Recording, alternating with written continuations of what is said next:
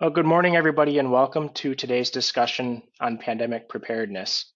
Today's conversation is going to be based on three components of managing association business: reserve studies, financials, and governing documents. My name is Matt Martin, and I'll be today's moderator. Also joining us are panelists Michelle Baldry, Northeast Regional Executive Director at Reserve Advisors, Kim Miles, Vice President with Wintrust Community Advantage, and Lauren Ritter, attorney with Chadwick, Washington, Moriarty, Elmore, and Bunn. Today's conversation is focused on reserve funds and financial challenges that associations are facing due to the effects of coronavirus and how to remain stable moving forward. Regardless of economic conditions, association boards still have a fiduciary responsibility to act in the best interest of their communities. Before we do get started, I wanted to cover two quick housekeeping items. First, today's presentation is going to be recorded. Following the completion of today's event, the recording will be emailed out to each attendee. And then second, we ask that all attendees keep their microphones muted in an effort to minimize audio feedback. If you do have any particular questions throughout today's discussion, please feel free to submit those in the chat bubble within GoToMeeting. So you should see a little chat icon. We'll address those near the end of the conversation. So with that, let's get started. Hello, everyone. As Matt mentioned, I'm Michelle with Reserve Advisors. And for my portion of the presentation, I'll be answering questions I've commonly received from clients over the past couple of months. The current COVID pandemic is the reason the questions were posed, but the advice is really always applicable, pandemic or not. Is now still a good time for associations to conduct a reserve study? In some cases, associations have deferred or are considering deferral of their reserve studies as a means of reducing quote unquote discretionary spending or expenses they feel can be deferred until 2021. If I can leave you with one piece of advice, it's important to remember that situations like the one we're experiencing today is the reason why associations set aside reserves. If homeowners are hard-pressed for paying their dues, they certainly can't afford special assessments now or in the near future to address the critical capital projects. There is always an element of unpredictability, and having a current reserve study and adequately funded reserves helps associations weather tougher times. Especially during times of uncertainty, boards have a fiduciary responsibility to act in the best interest of their associations. Homes continue to sell, buyers are more aware than ever. They want to understand the financial health of the association they're buying into, as well as any major expenses that may be on the horizon.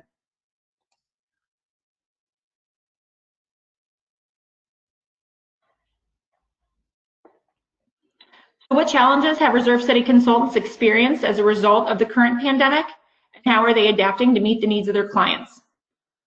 Well, unfortunately, nobody in the community association industry is exempt from the challenges that coronavirus poses. From boards to property managers, and from landscapers to reserve study consultants, we are all adapting to serve our association clients with the dependability and level of professionalism they expect and have come to rely on. Fortunately, for the time being, most reserve study providers are still serving the majority of their clients with a few tweaks to the process for on-site inspections. During the site visit, the engineer typically meets with management and the board to discuss the history of repairs and replacements. We've been moving a lot of our kickoff meetings outdoors or to a virtual platform like GoToMeeting or Zoom. Engineers still must visit the property to complete the condition assessment and take measurements of the common elements. This is a critical piece to developing the expenditure plan. The condition assessment and inspection can still be completed in most cases in Maryland and Virginia. If needed, we ask for access codes or pick up keys ahead of time to ensure we conduct the inspection with no close contact. However, there are properties that we cannot inspect at this time. Generally speaking, these are properties that are close to service providers or have other restrictions. Unfortunately, we're unable to inspect properties in DC due to the current orders in place. Safety of association members, management, other contractors, and the engineer conducting the reserve study is of the utmost importance, and all projects should heed the regulations and guidelines that have been put into place.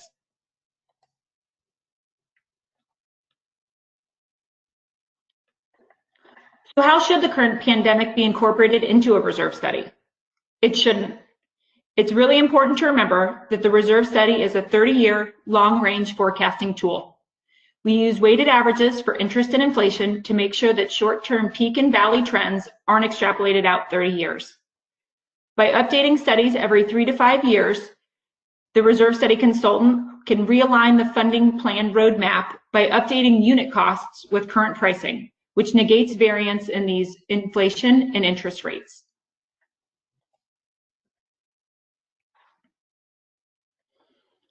So how is the economy affecting associations that are properly funded? As we mentioned earlier, having a current reserve study and adequately funded reserves helps associations weather tougher times. Several of our clients, whom update their reserve studies regularly, have sufficient reserves and have minimal, if any, deferred maintenance. They're finding themselves better positioned to weather the current economy. In many cases, they're proceeding with a majority, if not all, of the planned projects that were budgeted for in 2020. We also have clients taking advantage of cost savings by completing next year's projects ahead of schedule this year. Because their reserves are very strong and they have a clear understanding of their near-term capital projects, they're able to take advantage of bargains in the marketplace, as some contractors are offering discounts on near-term work when it can be completed safely. Unfortunately, this isn't the first economic collapse we've experienced, as seen in 2008 and 2009, and it certainly won't be the last. The more prepared an association is financially, the better position they will be in the wake of a crisis. The most successful associations have a plan, which is supported by their reserve study. They complete capital projects in a timely manner, and they continually check or measure their progress and act accordingly to ensure long-term financial and physical health. That's wonderful for associations that are properly funded reserves, but unfortunately that isn't the case for all associations. If an association doesn't have adequate reserves, what criteria should associations use to identify and prioritize capital projects? How should boards decide what should be addressed this year versus deferring until next year? We receive these calls frequently from existing clients asking these very questions, and most recently just last week.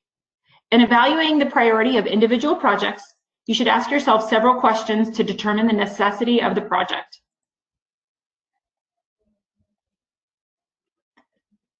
Deferring a particular project jeopardize the safety of homeowners or the functionality of a building? Deteriorating wood balconies, for example, can be a life safety issue and a major liability. Or a broken booster pump would impact water pressure throughout the building. Some elements are pretty cut and dry. If a pump fails, it needs to be repaired or replaced. But what if it's at the end of its useful life and it's still operating just fine? Or how do you know if the balcony is truly a safety issue? That's when you need to work with your trusted business partners for a professional opinion from a specialist in that field. We actually include our opinion on the priority or criticality of each project in our report narratives to help boards and managers determine the necessity or priority of each project.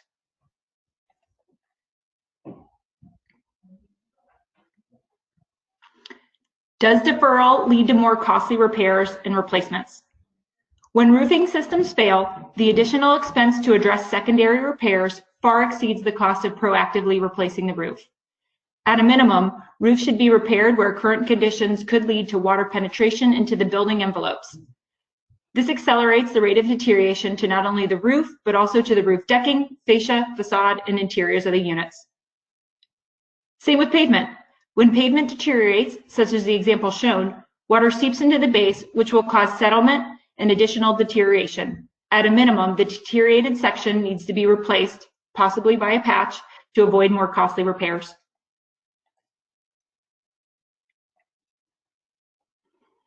So what types of projects can an association limit in scope or defer altogether if lost revenue impacts the ability to fund upcoming projects? Oftentimes there are discretionary projects that, for deferred, they're limited to affecting curb appeal. For example, common hallway floor and wall coverings have no effect on the integrity of a building structure. The useful life or rate at which associations freshen up common areas is discretionary. Although some may take issue with dated hallways or a light fixture with rust, deferring discretionary projects allows associations to focus on more critical projects when faced with lost revenue.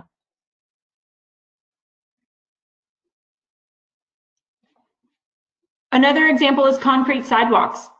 Assuming a sidewalk has normal deterioration and is not a safety hazard, further deterioration is generally isolated to that area of the sidewalk. There is minimal risk in deferring a project of this nature to the following year as a means to offset uncollected assessments. Consider grinding down a trip hazard or even closing a section of the sidewalk as a temporary measure until you have the funding to take on the needed replacement of that section. Same with the tennis court fence. As long as the deterioration remains aesthetic and doesn't pose a safety risk, it can be deferred.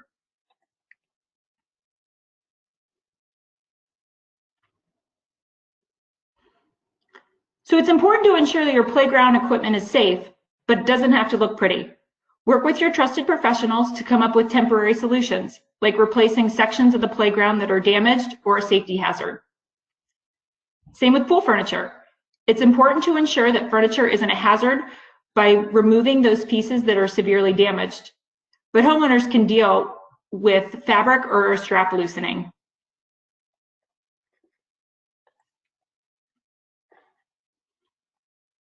When making these decisions, it's important to remember that communication is key. Membership has an expectation that the common property will be maintained. Oftentimes, they're not immediately aware of the impact economic conditions have on their association's ability to address capital projects as a result of lost revenue. It's important to keep homeowners informed of changing priorities and the reasoning behind it. Doing so provides peace of mind and streamlines future communications.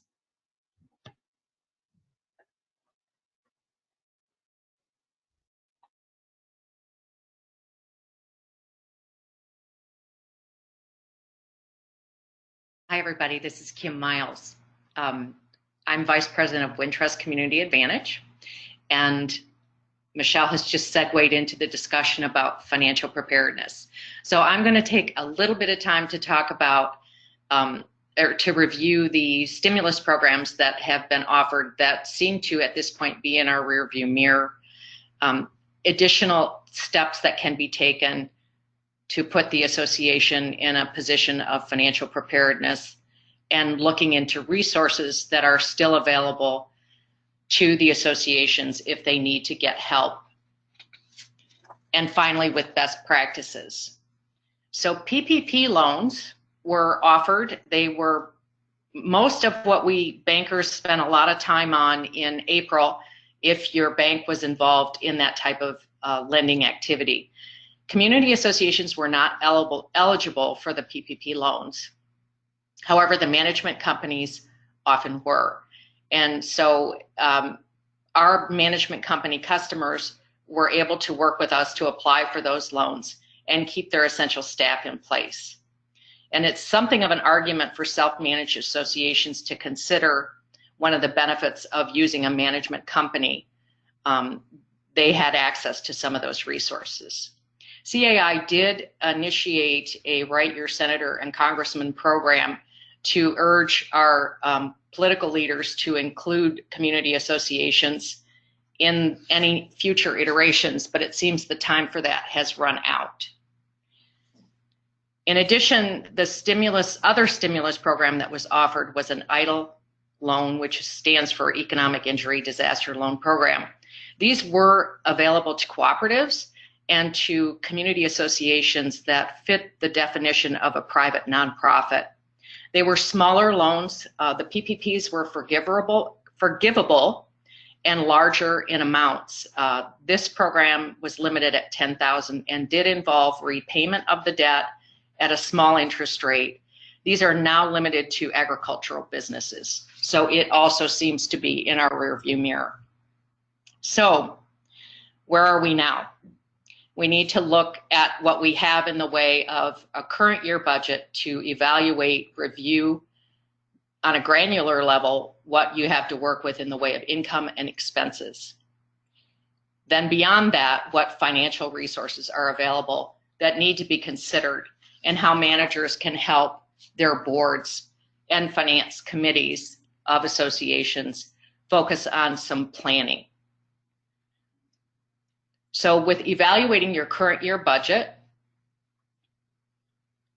the manager can suggest to the board and the finance committee to find areas where where you're seeing some reduced costs and other areas where you may also see some increases in costs, as well as potential shortfalls in income. So evaluate and prioritize, as Michelle has mentioned, review the essential and non-essential repairs and maintenance. Consider reviewing what was planned and what can be altered. Create a prioritization list, what must be done, what should be done, and what can wait. Reducing those expenses to the point that it's possible ahead of lost income is a good first step. Moving on to seasonal expenses, our area had one snowstorm this year. So you may have some unused dollars for snow removal. However, you have to curb your enthusiasm on this front because we still have October, November, and December to get through. So if you can project a 5-year pattern from the past of how October, November, December have performed in the area of snow removal, you may find that that could help, maybe it won't. But we do have the topic that a lot of people are talking about whether or not pools will open this year. And if they won't be opened, then there will be some expense reduction in that area. Other common areas that have been curtailed, the exercise room is another point of frequent discussion. Many are still closed, and it's uncertain how many will reopen. If there is less of an expense in the exercise facilities this year, if they do reopen, there's the potential that increased cleaning will absorb any savings that has been realized. But we do know that social activities have been curtailed. So the social activity budget may provide some additional budget dollars for other expenses or reduced income in this calendar year. Increased cleaning expenses. A lot of people have been buying the hand sanitizer dispensers, the supplies of masks, gloves for staff, and more frequent common area cleaning. All are newly added expenses worth monitoring. How rapidly are these supplies being utilized? Is there a monthly cost that you can utilize to estimate on a go-forward basis about how much this has increased? What's not here on this slide that I'm adding is delinquencies. A good idea to start with, maybe to compare where your delinquencies were at the end of 2019 as compared to where you are today. If you're going to see a shortfall in income and revenue, you're going to have to prepare for that as well and manage properly. Another paradigm that you might want to look at is the last event that I can think of was the federal furlough that happened in January, February 2019. That might be a benchmark that you can utilize to reasonably anticipate a similar reduction of revenue to work with on your budget. So financial resources, how do you cover the shortfalls when they're happening? This is where I get on my soapbox a little bit. Having a broad-based bank relationship helps at times like these.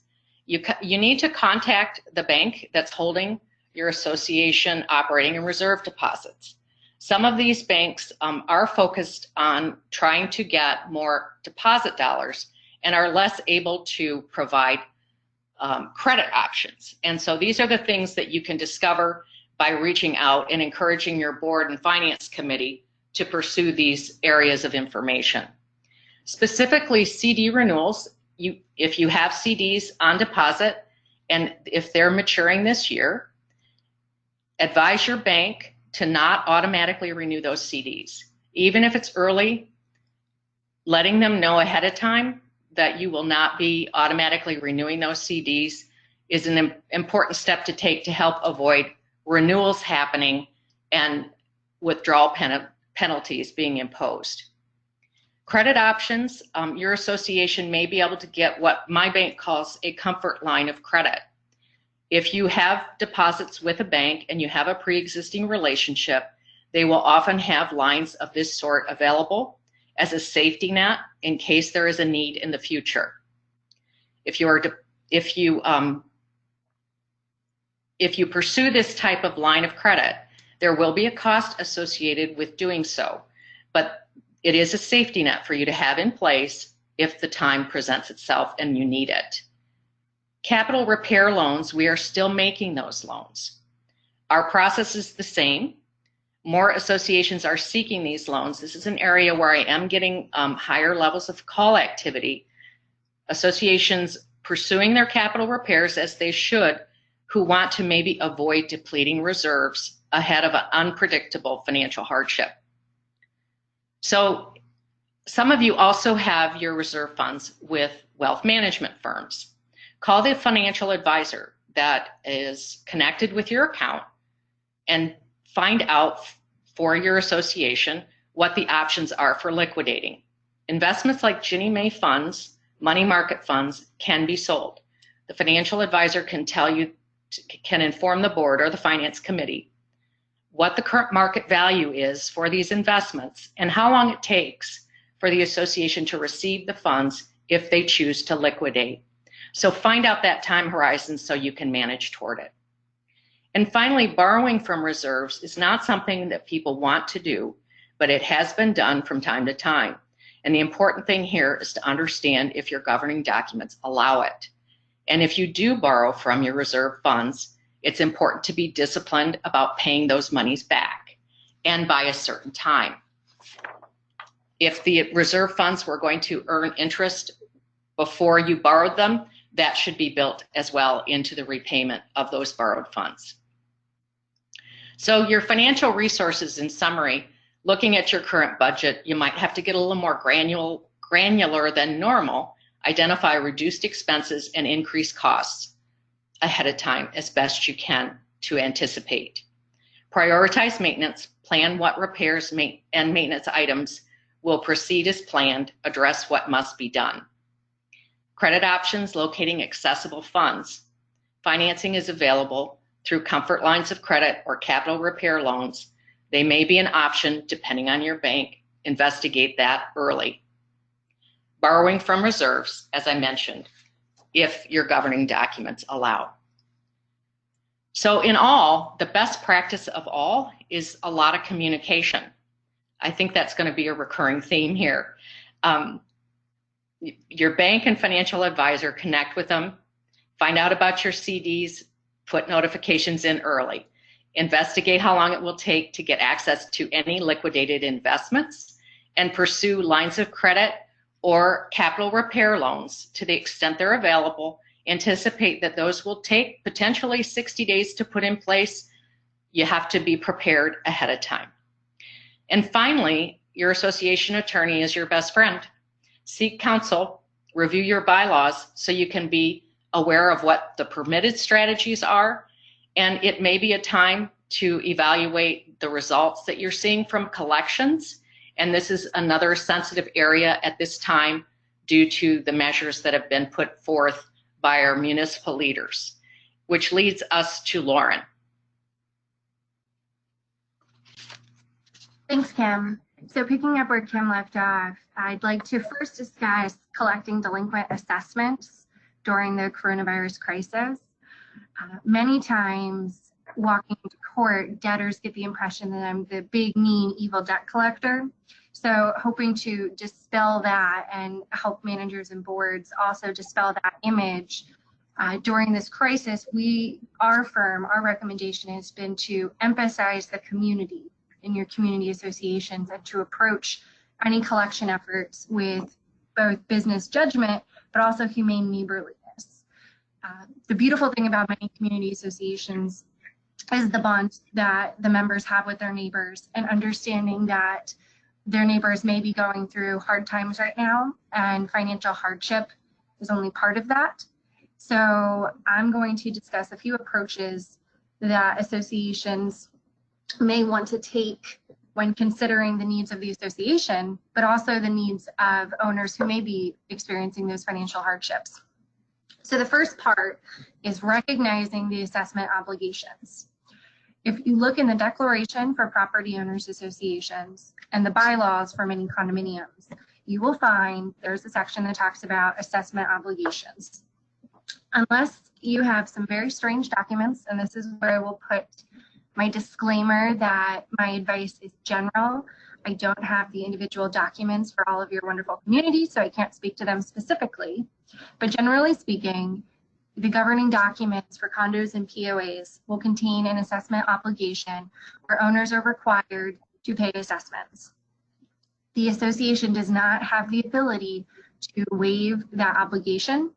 Plus, blanket delay of assessments is somewhat impractical. So telling the community we will not collect assessments for the next 2 or 3 months may send you into a little bit of a financial spiral. For the most part, your assessment amounts are driven by your budget for the year. So doing a blanket delay of assessments or waiving an owner's obligation to pay assessments due to financial hardship could financially hurt the association in the bigger picture. So the first part is recognizing that obligation that owners do have to pay assessments, and that is part of the health of the association. But how do you balance that with the needs of the owners? Well, moving on to number 2, my biggest recommendation to all my clients is to communicate with your owners. If you are able to understand them and understand their needs, you're more likely able to reach a positive resolution when you face an issue. So communicating with owners and being open with the fact that the association is well aware that many of our friends and neighbors are experiencing financial hardship, that many of them may be furloughed, unemployed, or otherwise not receiving the income that they expected to receive on a monthly basis, and that the association is aware of that, appreciates that, and is willing to work with that. So the third part that dovetails into the communication is the considering of payment plans. So what I've been recommending to clients is to be liberal and flexible when it comes to payment plan arrangements. Typically, when an owner is delinquent, after 2, maybe 3 missed payments, we will receive them in our office. They're officially turned over. Our wonderful staff of paralegals takes up the collection efforts, and we send demand letters. We take debtors to court. It's a long and expensive process. But typically, these are owners who have stopped paying their assessments and likely aren't going to pay. Right now, we find ourselves in a situation where there may be a lot of owners who are unable to pay, but hopefully for them, it's temporary. It's not a long-term project where they're going to be unemployed for a long time, or they're going to not have that income stream that they're hoping for. So we've recommended entering payment plans with owners where you're, 1, offering to waive late fees. So late fees, I like to see them as bonus money.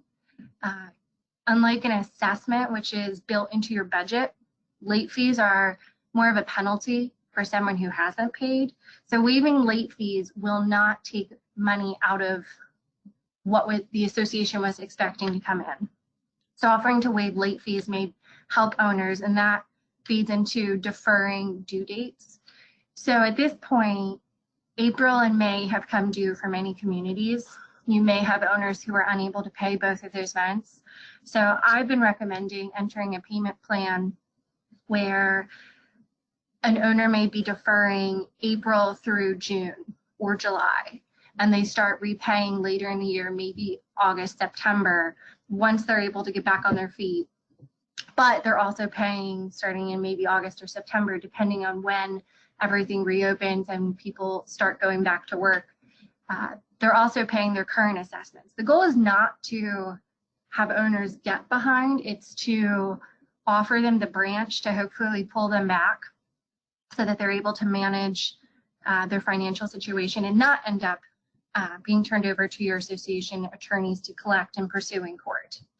So with these payment plans, our firm, we've been offering clients informal kind of suggested payment plan arrangements. I'm sure many of you who work with other law firms talk to your counsel. They may offer suggestions on other types of informal payment plans to consider. Having it in writing is important. So if it ever does get turned over to my office, I understand what arrangement the association and the owner had. I understand what payments they were expected to make and didn't make. Included in that, we suggest entering into promissory notes. Promissory notes are signed, notarized, written documents acknowledging debt owed. And that leads me to number 4. The most important thing is securing the debt. So while you want to temper the pursuit of the amounts owed with that quote unquote humane neighborliness that I talked about earlier, you also want to protect the association. So while you may enter into a payment plan or payment agreement where you allow an owner to defer their due dates currently because they've demonstrated financial hardship, and that financial hardship can be, evidence of that can be either providing a layoff letter, a furlough letter, proof that they're receiving unemployment benefits, anything that would demonstrate that they are suffering from or experiencing financial hardship right now. So while an owner may not be able to pay now, we don't want to get into a situation where in the future, the association did not secure the assessment debt through liens because they were under the impression that an owner would pay in a timely manner. So even entering into the payment plans or promissory notes, I definitely suggest pursuing assessment liens. Condominiums, you have 90 days from the date that the debt came due to secure that amount through a lien. Property owners associations are a little luckier. You have 1 year from the amount that the debt came due. So POAs right now might not be as quick to try to have the liens filed, though I definitely suggest still having the lien filed. So condominiums, managers want to work closely with their attorney if the association has identified a few owners that you're looking to enter into a payment arrangement because they have missed payments, working with counsel so that you're able to get your assessment liens filed on the condos sooner rather than later, so you're not missing out on months that you could secure. So moving on, another area that association boards may want to look into outside of debt collection is contracts. So right now, many associations may have contracts that have been affected by closures related to the virus. My approach has been to identify the contracts and review the contracts. So certain types of contracts that may be affected by closures related to coronavirus.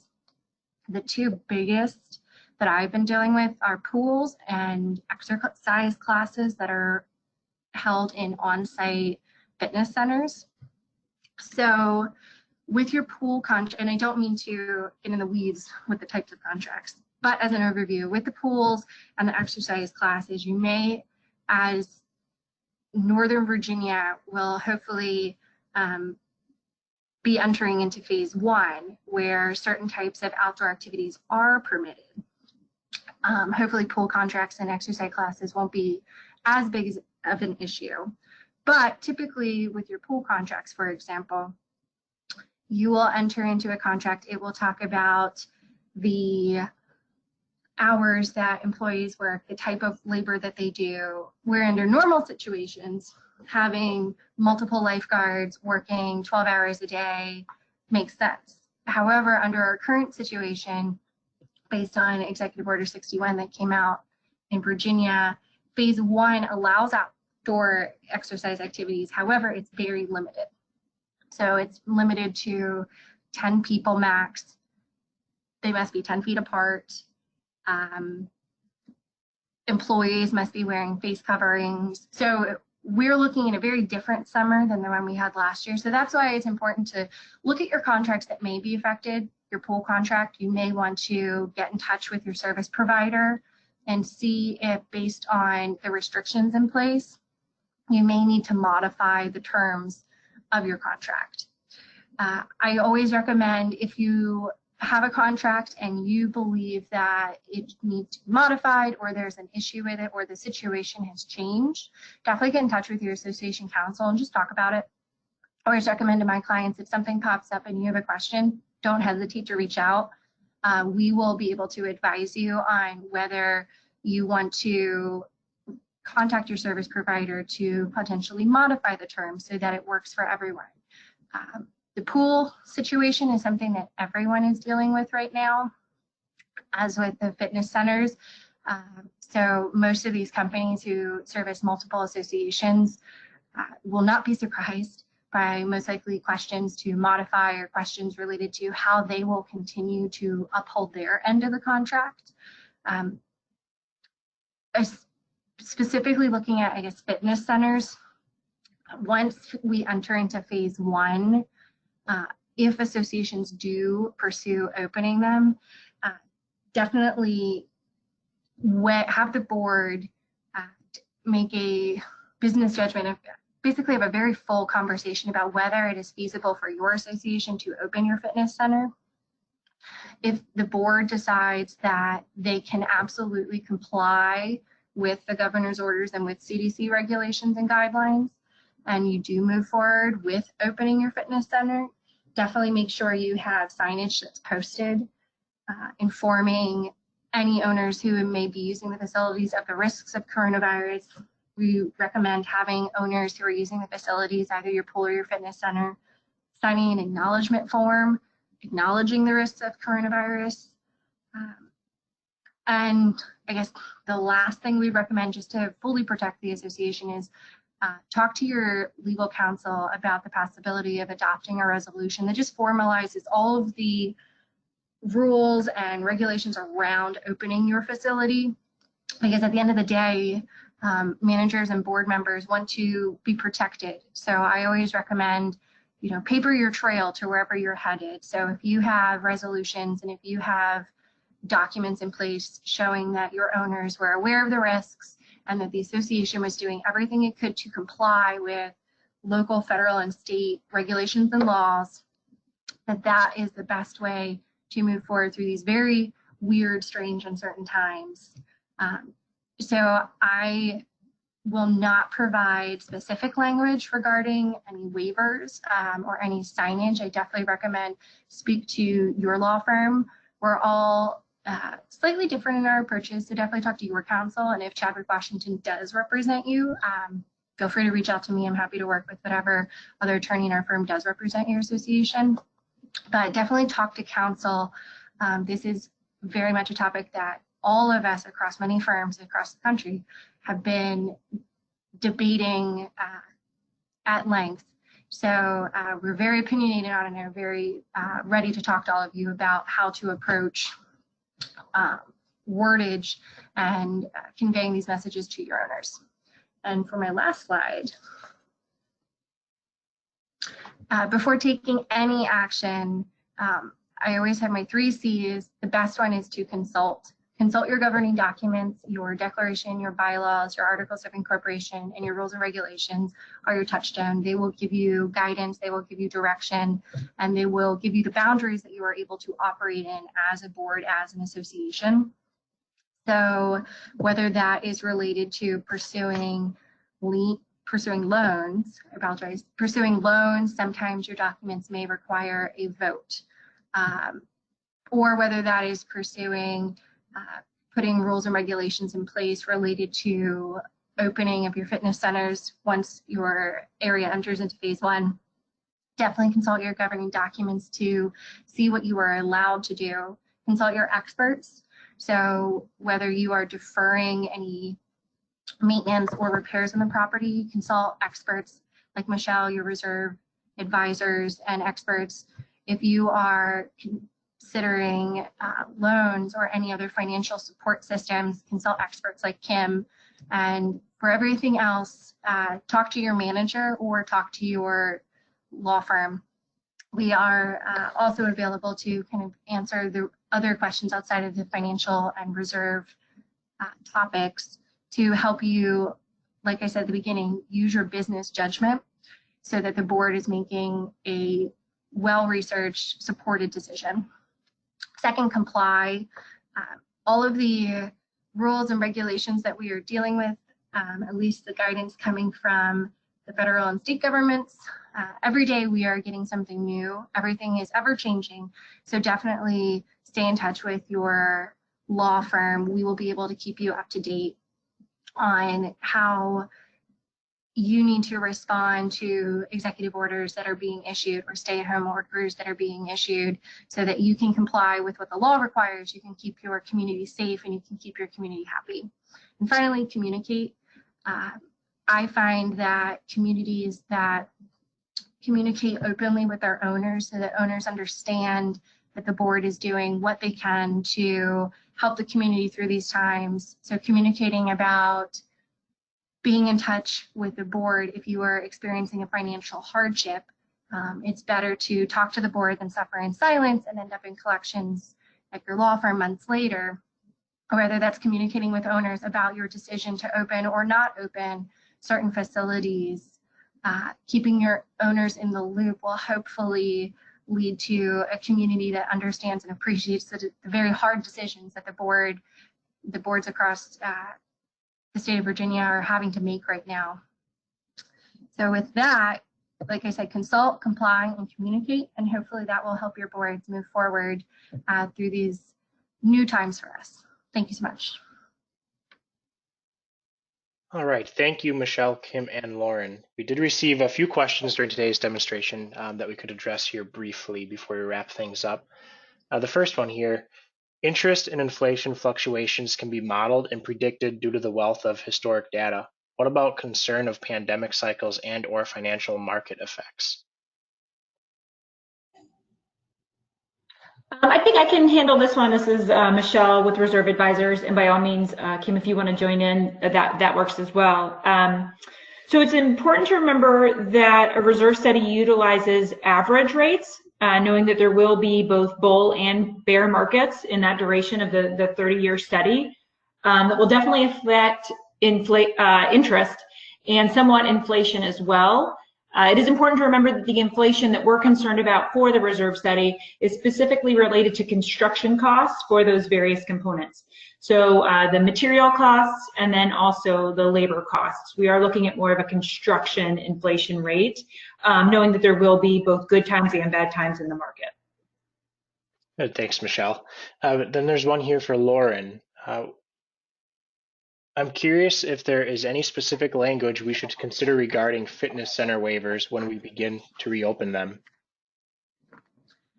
So, like I said before, not to step on toes of any of my other legal colleagues at other firms, definitely talk to your specific association attorney. However, generally speaking, any of your waivers, you want to include language that the owner, the resident, the member, whoever is signing this, is fully aware of the risks of the coronavirus, of being around people who are not part of their familial unit, who is sheltering at home or staying at home with them, that they're aware of the risks of being around other people.